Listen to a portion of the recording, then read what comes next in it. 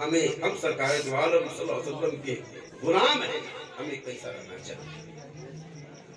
ارے میرے نوجوان بچوں کو میں پیغام دے کے جا رہا ہوں، غوث اعظم رضی اللہ تعالیٰ عنہ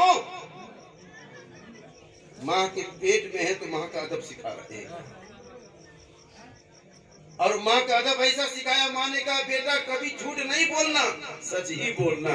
تو حضرت غوث اعظم رضی اللہ تعالیٰ عنہ نے پوری زندگی سچ ہی بولا، اور ایسا سچ بولا، ایسا سچ بولا، بڑے بڑے بدماش، بڑے بڑے ڈاکو آپ کے ہاتھ پر اپنا ہاتھ دے کر مسلمان ہو گئے، سچے مسلمان ہوئے، اور ایسے سچے مسلمان ہوئے کہ غوث اعظم کی نگاہ پڑی ہے، اللہ نے انہیں ولایت کی خوشبو سے بھی مالا مال کر دیا۔ ایسے پیران پیر کا ہم جشن کرتے ہیں۔ حضرت غوث اعظم رضی اللہ تعالیٰ عنہ ایسے پیر ہیں کہ آپ کی دایا مائی دایا نے کہا، دائی نے کہا، یہ میرے پیارے بیٹے دیکھے میں بغداد آئی ہوں، بیٹی کو دیکھ لوں، جسے میں نے کھلایا ہے، جھولا جھلایا ہے، گود میں رکھا ہے، پانی پلایا ہے، دودھ پلایا ہے، بڑا دل کر رہا تھا اپنے بیٹے عبدالقادر کو دیکھ لیں۔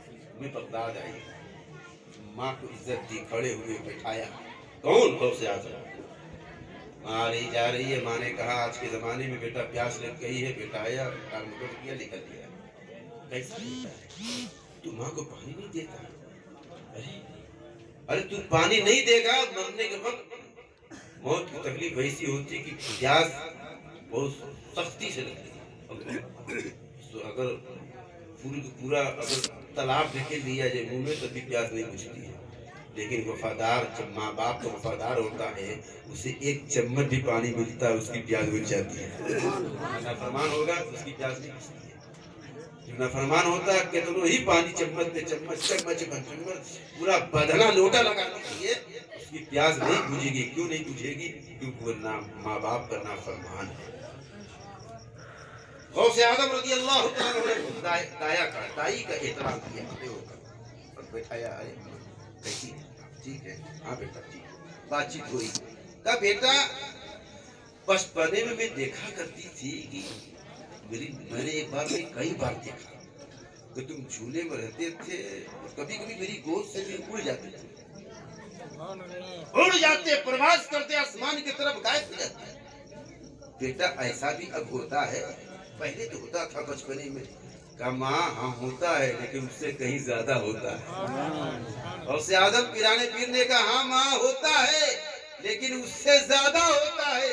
بیٹا آخر آسمان کی طرف اڑ جاتے تو کہاں جاتے تھے؟ کیوں جاتے تھے؟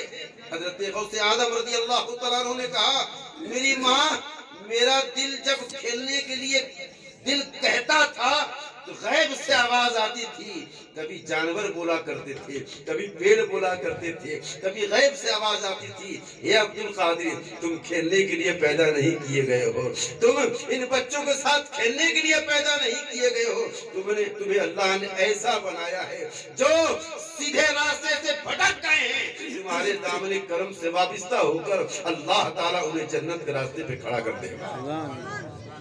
تو میرا دل کبھی کھیلنے کے لیے کرتا تھا تو میں پرواز کر کے آسمان میں چلا جاتا اور چاند میں جا کے گم ہو جاتا، چھپ جاتا تھا، چاند میں جا کے گم ہو جاتا۔ کہا بیٹا اب بھی ایسا ہوتا ہے؟ ہاں ماں ایسا ہوتا ہے، لیکن اس سے کہیں زیادہ ہوتا